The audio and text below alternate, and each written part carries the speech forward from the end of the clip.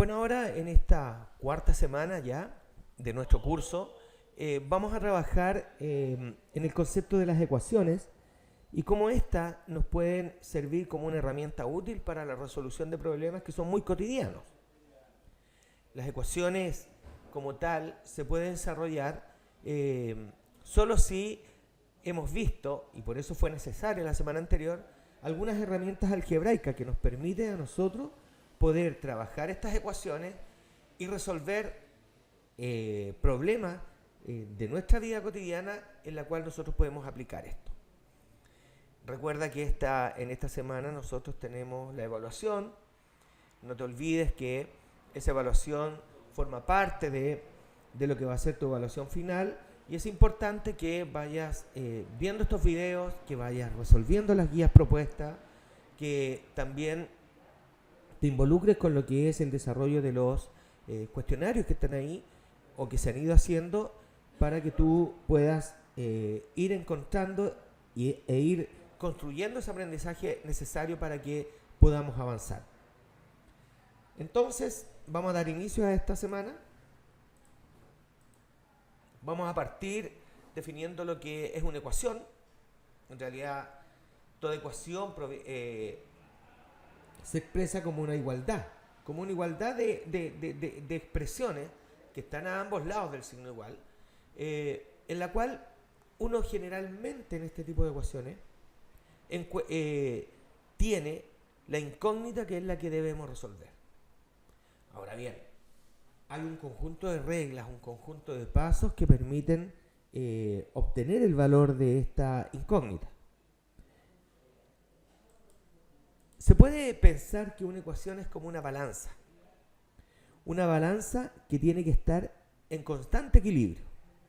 Lo que podemos ver acá, aquí hay una balanza que no está equilibrada, ¿ya? Tenemos 5 bolitas por este lado, 9 bolitas por este otro lado, por lo tanto la balanza no se encuentra equilibrada. Entonces están faltando elementos acá para poder encontrar ese equilibrio. Una ecuación es como una balanza. Una ecuación se tiene que mantener siempre en equilibrio para poder establecer cuáles son las condiciones que generan esa igualdad. Entonces intentaremos ver cómo se van representando algebraicamente estas ecuaciones. Si acá nosotros tenemos un recipiente donde podemos extraer bolitas y colocarlas acá en la balanza para poder establecer el equilibrio, tendríamos entonces, si todas las bolitas que están acá, junto con las que están en este recipiente, tuvieran el mismo peso, entonces tendríamos que ver que lo que necesitamos extraer de acá para obtener el equilibrio son 4 bolitas. De tal modo que las 5 que teníamos acá, más esas 4, nos genera la igualdad para poder establecer ese equilibrio. Entonces, al agregar 4 bolitas ya en el brazo izquierdo, como dice acá, no plantea ese equilibrio. Ahora, ¿cómo escribimos eso desde el punto de vista algebraico? Que las 5 iniciales más un valor desconocido nos generaba las 9 bolitas de acá. Y ese valor desconocido ya no lo es tanto, pues es 4, que eran las 4 bolitas que nos faltaban. Algebraicamente así se escribe. Entonces, una ecuación de primer grado, como les decía anteriormente, tiene un conjunto de pasos. Un conjunto de pasos que nos van a ir permitiendo obtener ¿ya? El valor de esa variable o el valor de esa incógnita que es la que genera esa igualdad, la que satisface la igualdad. Hay algunos pasos para poder ir resolviendo una ecuación, pasos que son muy generales, pero que es importante tenerlos en cuenta. El primer paso es, si es que existen paréntesis en esta expresión, hay que irlos eliminando, respetando las reglas de signo, obviamente. Si hay fracciones, uno intenta deshacerse de los denominadores de estas fracciones. Uno de los métodos más usual es buscar el mínimo común múltiplo y multiplicar toda la ecuación por ese mínimo común múltiplo y verás cómo se facilita el desarrollo de esta ecuación. Tercer paso es agrupar los términos semejantes, reducir esos términos semejantes, aislar la incógnita a un lado de la igualdad para que nosotros podamos obtener el resultado. Mira este ejemplo. Tenemos acá una expresión, x tercio, más esta otra expresión, x más 1 medio igual 2. ¿Qué valor debiera tener x para que todo esto dé 2? Así a simple vista no es fácil obtener ese valor de x. Sin embargo, lo que tenemos acá son fracciones. Tenemos denominadores, el 3, el 2, y aunque no se vea, acá abajo hay un 1. Entre el 1 de acá, el 2 y el 3, el mínimo común múltiplo es 6. Pues es el menor valor que los contiene tanto al 3 como al 2 y al 1. ¿Qué se hace entonces? Se toma la expresión original y se multiplica todo por 6. Esto es lo que tiene que ver con esa balanza. Si vas a multiplicar por 6 una ecuación, debes multiplicar por 6 este lado y cada uno de los términos ya de este otro lado. ¿Cómo se expresa acá? El x tercio multiplicado por 6, este otro segundo término también multiplicado por 6 y el 2 de acá multiplicado por 6. Al simplificar esta, puesto que 6 y 3 son simplificables, y el 3 cae 2 veces en el 6, entonces ¿qué nos quedó? 2x, que está ahí. El 6 con el 2 se simplifica y queda 3, y ahí está 3 por x más 1, y en este otro caso se multiplica. Nos hemos deshecho de las fracciones, tenemos ahora una expresión lineal porque ya no hay denominadores, y lo que tenemos que hacer ahora es aplicar lo que analizamos en la semana anterior, que significa multiplicar el 3 por cada uno de los términos de este binomio. Veamos los siguientes pasos. Si repetimos, 2x, si el 3 multiplica cada uno de ellos, nos queda exactamente el 3x más 3 igual 12. Sumamos los términos semejantes. En este caso, 2 y 3x sería 5x. Ahora lo que tenemos que hacer es que ese 3 desaparezca de acá. ¿Y qué se hace? Se resta 3 a ambos lados.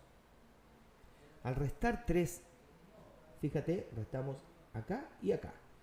¿Qué está pasando ahí? Al restar aquí, se eliminan esto y queda el 5x solo. Al 12 le restas 3, queda 9. Entonces nos está quedando esta expresión. Como no sabemos el valor de x, entonces lo que debemos hacer es dividir todo por 5. Al dividir por 5 se simplifica, queda la x sola, y a este lado nos queda 9 quintos. O sea, este sería el valor de x que satisface esa igualdad. En otras palabras, si tú la x la reemplazas acá y acá, esta operación debiera dar 2. La invitación obvia es que tú hagas este ejercicio, tomes el 9 quinto, lo reemplaces aquí y acá, realices esta operación que es una suma de fracciones y verificar que efectivamente esto es igual a 2. Solamente ahí tendremos el equilibrio del cual hablábamos. Aquí hay otro caso, hay un paréntesis. 4 multiplica a este binomio, por lo tanto lo que hay que hacer es multiplicarlo. 4 por cada uno de ellos igual a 2x más 3. En otras palabras, necesitamos saber qué valor debe tener x para que se produzca esta igualdad, para que satisfaga este equilibrio. Veamos la solución. Primero distribuimos el 4 en cada uno de ellos. Entonces nos quedaría lo que está presentado acá, que ya no es nuevo para ti. Y al multiplicar entonces nos queda 4x menos 4 igual a 2x más 3. Lo que vamos a hacer acá es reunir las x a un lado. Por ejemplo, que este 2x aparezca acá y ese 4 allá. ¿Qué se hace? A ambos lados de la igualdad se resta 2x, se resta aquí y se resta a este lado y luego se resta acá. Entonces nos queda 4x menos el 2x de acá. Y como yo sumé 4 a ambos lados, entonces ese 4 con ese se hacen 0 y quedaría sumando al 3, le estaríamos sumando el 4, que sería esta expresión. Al operar estos términos, reducir estos términos semejantes, nos está quedando 2x igual 7. Como 2 está multiplicando al x, se divide por 2 a ambos lados y nos queda que el valor de x es 7 medios. O sea, estamos hablando de 3,5. Si x tú lo reemplazas acá, el resultado que quede acá debiera ser exactamente el mismo resultado si reemplazas la x acá.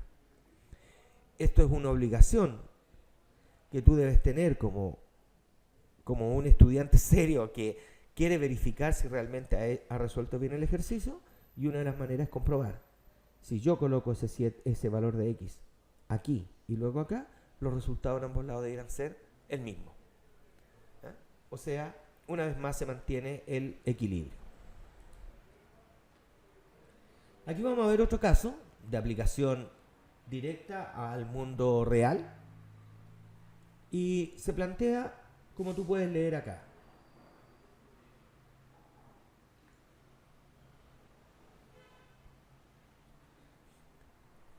Ya habrás leído, estamos hablando de 3 personas que se instalan con un negocio, por lo tanto, para poder iniciar este negocio, cada uno hace un aporte inicial. Y acá están las descripciones. Luis aportó el triple que la cantidad de Alberto, y o sea Alberto, el doble de lo que aportó Carlos. Es fácil ver nada más que, dada la situación que se presenta, que la persona que más aportó dinero fue Luis y la que menos aportó fue Carlos. Juntos, el aporte de cada una de estas 3 personas hacen 5.760.000 pesos. La pregunta es si efectivamente Luis fue el que más aportó. Acá nos dicen, ¿cuánto dinero más aportó Luis que Carlos? Entonces, lo que tenemos que hacer para resolver este sistema es, dado que no sabemos cuánto aporta cada uno, entonces acá la incógnita es cuál es el aporte que hace cada uno de ellos. Dado que Carlos es la persona que menos aporta, definamos entonces, ¿ya?, como X el dinero que aporta Carlos. O sea, si Carlos aporta X, entonces Alberto, como dice acá, deberá aportar el doble. Y como Luis aporta 6 veces más, no, perdón, Luis aporta 3 veces más que Alberto, entonces nosotros deberíamos decir que Luis aporta 3 veces más que el valor de Alberto, lo que significa aportar 6 veces lo que aporta Carlos. Es decir, los X pesos de Carlos, más los 2X pesos de Alberto, más los 6X pesos de Luis, debiera dar el total. Lo que no sabemos son cuántos son esos X pesos. Pero algebraicamente, ¿cómo lo resolvemos? El dinero que aporta Carlos, más el de Alberto, más el de Luis, esa suma tiene que dar los 5.760.000 pesos. Sumando términos semejantes nos queda 9X, no olvides que X es el dinero que aporta Carlos, igual a los 5 millones y algo más, se divide por 9, puesto que ese 9 que está multiplicando, al dividir por 9, queda acá, en este caso dividiendo, y esta división nos genera una cantidad de 640.000 pesos, que sería el aporte que hace Carlos. Como Luis aporta 6 veces lo que aporta Carlos, entonces la plata que aportó Luis son 3.840.000 pesos, que es multiplicar por 6 el aporte de Carlos. Finalmente, ¿cómo saber cuánta plata más aportó Luis que Carlos? Es restar. Es decir, si al dinero de Luis se le resta el dinero de Carlos, nos queda que Luis aportó 3.200.000 pesos más que Carlos. Y este sería un caso que puede ser muy real, sin embargo se puede resolver aplicando lo que es la teoría de las ecuaciones y manejando bien el álgebra. Veamos otro ejemplo. Acá nos dicen que el perímetro de un triángulo isósceles es 15 centímetros y los lados miden el doble que la base. Nos pregunta finalmente cuánto mide cada lado del triángulo y cuánto mide la base. Recordemos que en un triángulo el perímetro o en cualquier figura geométrica como un rectángulo o un cuadrado, el perímetro es la longitud del contorno de la figura. En el caso de un triángulo, el perímetro sería la longitud de los tres lados del triángulo, es decir, sumar cuánto mide cada uno de los lados y nos da el perímetro. No olvidemos que un triángulo isósceles es un triángulo que tiene dos lados que miden lo mismo y la base, que sería el tercer lado, que evidentemente no mide lo mismo que los otros. Es decir, estos dos lados ya de un triángulo isósceles miden lo mismo entre ellos y esta sería la base. De alguna manera nos están diciendo acá, para este caso particular, que los lados miden el doble de la base. Es decir, si la base mide x, ese lado mide el doble, y como tiene que ser igual al otro, entonces también da 2x. La suma de estos tres lados, la suma de la medida de estos tres lados, nos tiene que dar el perímetro, que sería 15 centímetros. Entonces, me imagino que tú ya tendrás en tu mente resuelta la situación algebraica. ¿Cómo se expresa esto? ¿No? Si tuviéramos que sumar esos tres lados y el resultado debiera ser 15, entonces algebraicamente sería que el x de la base más ese lado más el otro lado nos da un perímetro de 15. Al sumar acá nos queda 5x igual a 15, dividimos y nos queda que la base vale 3 centímetros en este caso, y obviamente que si los lados valen el doble, entonces cada uno de los lados debería ser de 6 centímetros.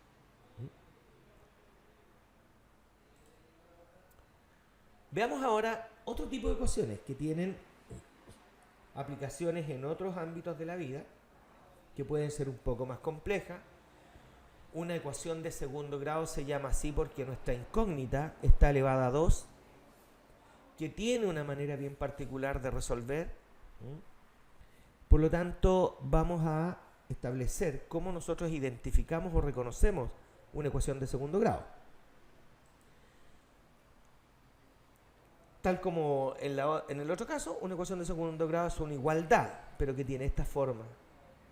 Fíjate que tenemos una expresión algebraica de tres términos, donde el x va elevado al cuadrado, luego x va elevado a 1, y este término ya no tiene la variable o la incógnita x.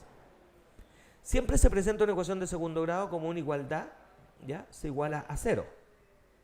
A, B y C son los parámetros de esta ecuación, son valores numéricos que van conformando, digamos, este equilibrio. Acá nos están planteando entonces que nuestra incógnita está elevada a 2 y A, B y C son esos valores que van completando, ¿no es verdad?, nuestra ecuación. Ejemplos de ecuaciones de segundo grado, digamos, para irla identificando. Primero veamos ejemplos y después revisamos cuáles son las formas de resolverla. Por ejemplo, aquí hay una ecuación de segundo grado donde tenemos la expresión de x cuadrado, el 2x y el 1. También está igual a 0, por lo tanto lo que hay que identificar quién es A, quién es B y quién es C. A es el coeficiente que acompaña al x cuadrado, 3, B vale 2 y C vale 1. Aquí tenemos un claro ejemplo de una ecuación de segundo grado. Aquí hay otra, si te fijas, tiene alguna diferencia, pero no podemos perder de vista que A es siempre el valor que acompaña al x cuadrado. En este caso es menos 5, ahí está.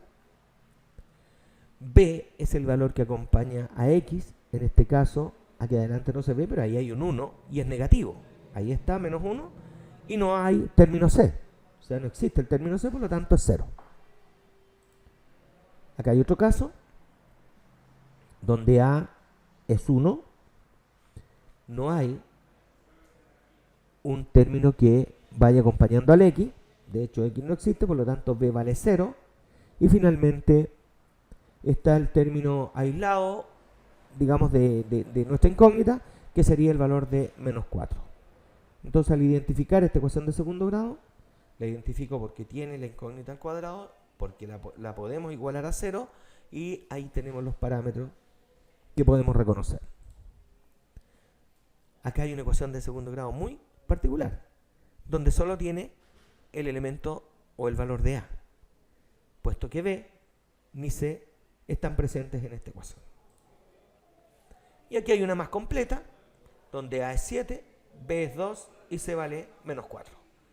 Distintos casos de ecuaciones de segundo grado.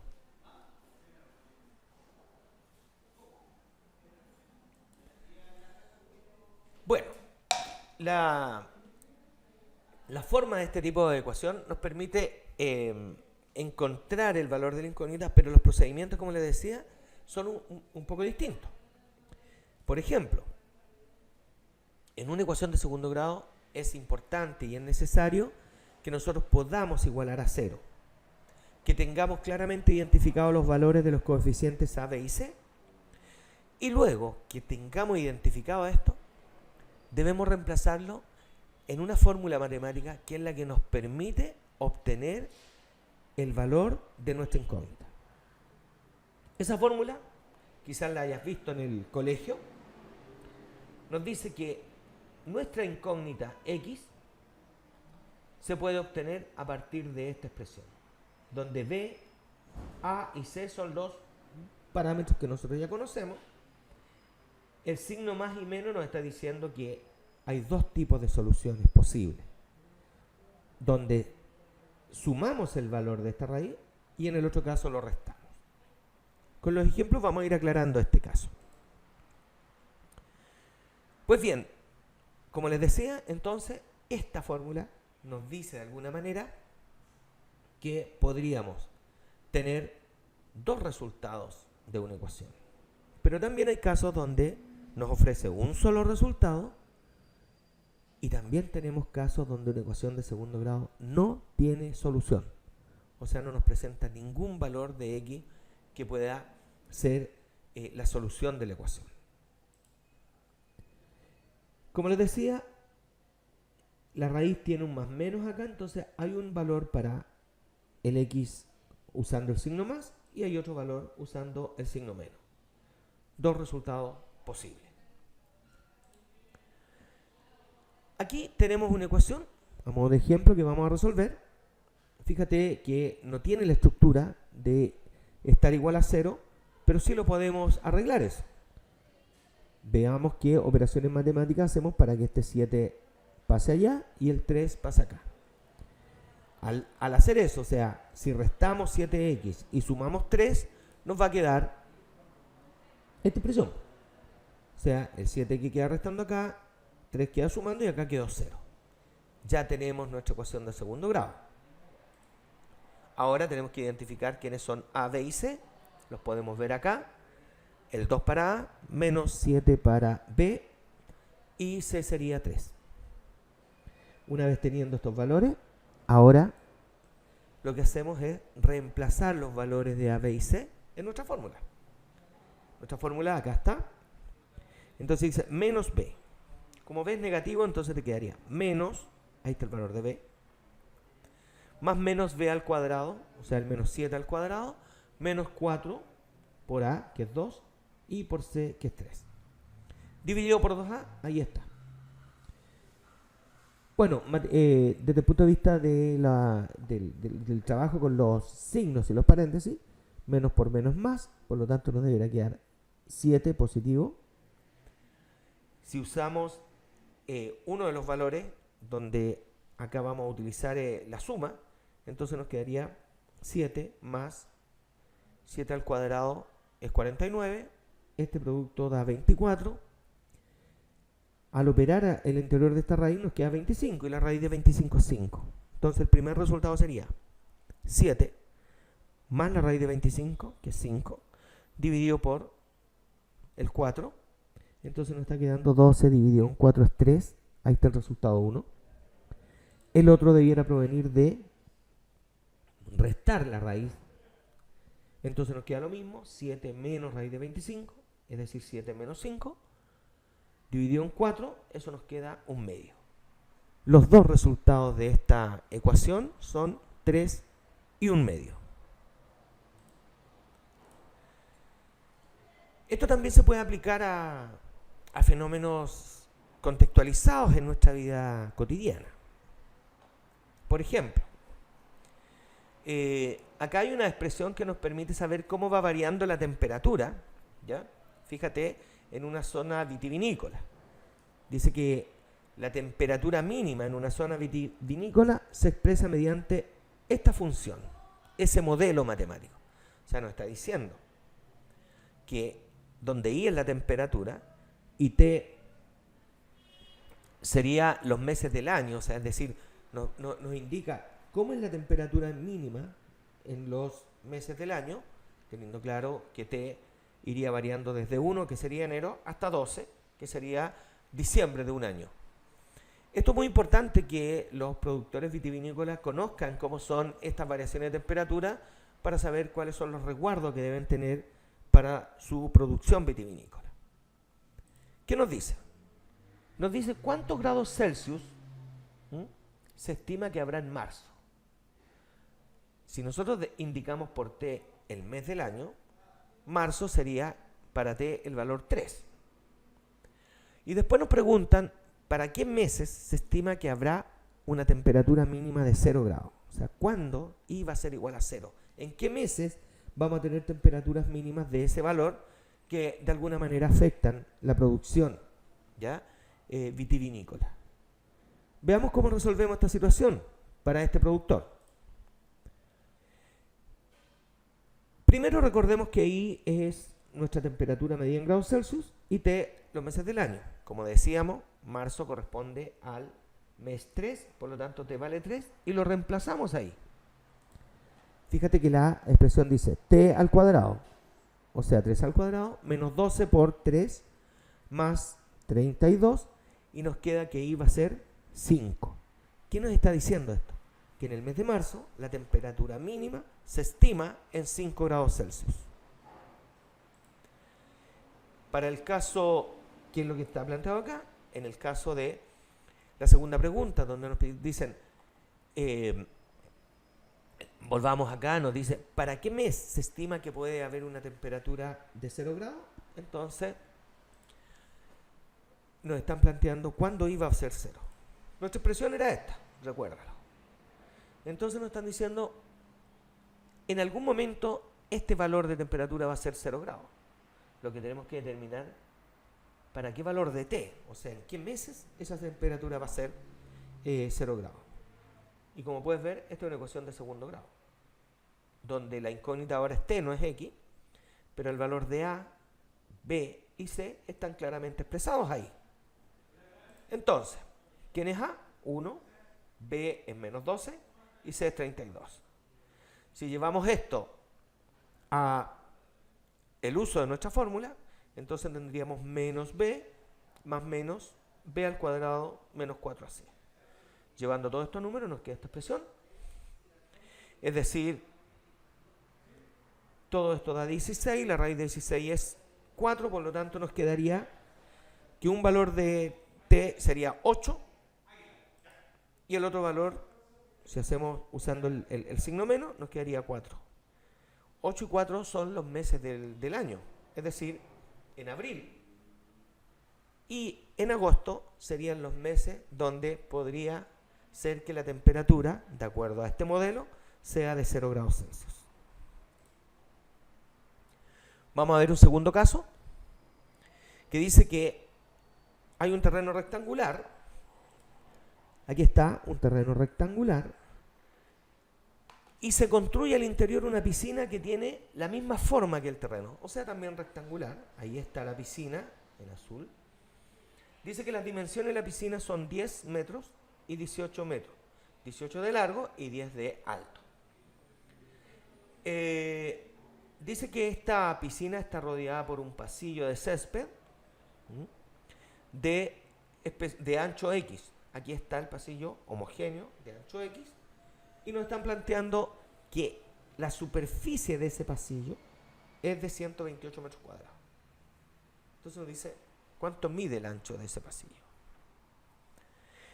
Pues bien, para poder entender si X es el ancho del pasillo, se deduce entonces que para poder conocer esa superficie, nosotros podemos decir Si a la superficie del terreno total le restamos la superficie de la piscina, vamos a tener la superficie del pasillo, que es lo que está planteado ahí desde el punto de vista algebraico. Es decir, como nos dicen que el ancho del pasillo son 128 metros cuadrados, el área del terreno, la superficie del terreno sería largo por ancho, es decir, 18 más 2x, multiplicado por 10 más 2x, menos el área de la piscina, y el área de la piscina es 18 por 10. Tú puedes ver acá. ¿Ya? Se lleva a cabo esta operación, multiplicamos término a término, y nos está quedando esta expresión. Si igualamos a 0, nos queda el 4x cuadrado, el 56x, el 128 lo pasamos restando y nos queda igual a 0. 4, 56 y menos 128 serían los valores de los parámetros. Lo llevamos a nuestra fórmula y obtenemos que hay dos valores para el ancho del pasillo. Uno que vale 2 y el otro menos 16. Claro está que el menos 16 no puede ser considerado como solución, porque en nuestro contexto real, una medida de un ancho de un pasillo no puede ser un valor negativo, por lo tanto el único valor que puede cumplir con esta condición es que mida 2 metros. Bien, me despido con esto, invitarlos a que revisen bien este video, invitarlos a que resuelvan los ejercicios que se les están proponiendo, vayan a los quiz, trabajen en esos cuestionarios, resuélvalo cuantas veces sea necesario hasta que usted obtenga todo el 100% que se busca, más allá de la insignia que tú puedas lograr. Recuerda que esta semana, te lo reitero, tenemos nuestra segunda evaluación. Solo desearte éxito y estoy dispuesto a atender cualquiera de las consultas que ustedes tengan. Hasta luego.